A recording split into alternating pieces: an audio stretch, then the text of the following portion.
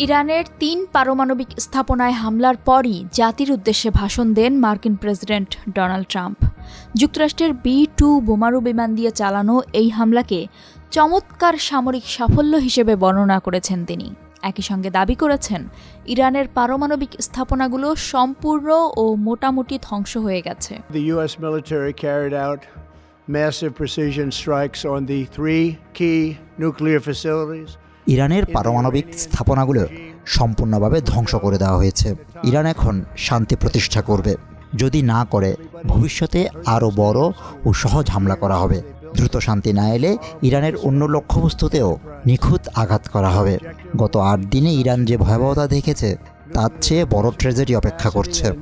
A stop to the nuclear threat posed by the world's #1 state sponsor of terror. যদিও তেহরানের দাবি Fordow পারমাণবিক স্থাপনায় বড় ধরনের ক্ষতি হয়নি।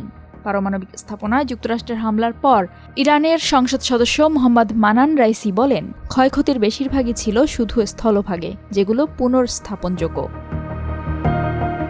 ইরানের এক কর্মকর্তা জানান, ফোর্দো স্থাপনাটি আগেই খালি করা হয়েছিল। সেখানে মার্কিন হামলায় কোনো অপরিবর্তনীয় ক্ষতি হয়নি। কোম প্রদেশের সংকট ব্যবস্থাপনা সদর দপ্তরের বিবৃতিতে বলা হয়, কোম শহর ও আশপাশের এলাকার জনগণের জন্য কোনো ধরনের হুমকি নেই। এই বিপরীত বক্তব্যই ইঙ্গিত দিচ্ছে ফোর্দোর ক্ষয়ক্ষতি নিয়ে দ্বিধা ও তথ্যের ঘাটতি রয়েছে।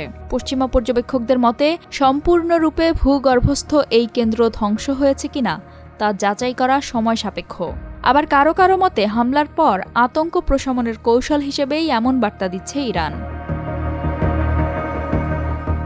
এদিকে ইসরায়েলের হয়ে ইরানে সরাসরি হামলার পর মার্কিন প্রেসিডেন্টকে ধন্যবাদ জানান ইসরায়েলের পররাষ্ট্রমন্ত্রী গিদিয়ন স্যার। সামাজিক যোগাযোগ মাধ্যম এক্সে দেওয়া এক পোস্টে তিনি বলেন, এই সাহসী সিদ্ধান্তের মাধ্যমে ইতিহাসের পাতায় সোনালী অক্ষরে নিজের নাম লিখেছেন ট্রাম্প।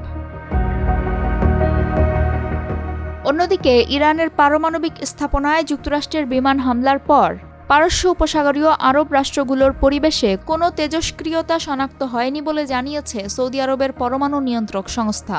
এক্স পোস্টে সৌদি পারমাণবিক ও তেজস্ক্রিয় নিয়ন্ত্রক কর্তৃপক্ষ জানায়, যুক্তরাষ্ট্রের সামরিক বাহিনী ইরানের পারমাণবিক স্থাপনাগুলোতে হামলা চালানোর পর সৌদি আরব ও উপসাগরীয় আরব দেশগুলোর পরিবেশে কোনো ধরনের তেজস্ক্রিয় প্রভাব শনাক্ত হয়নি।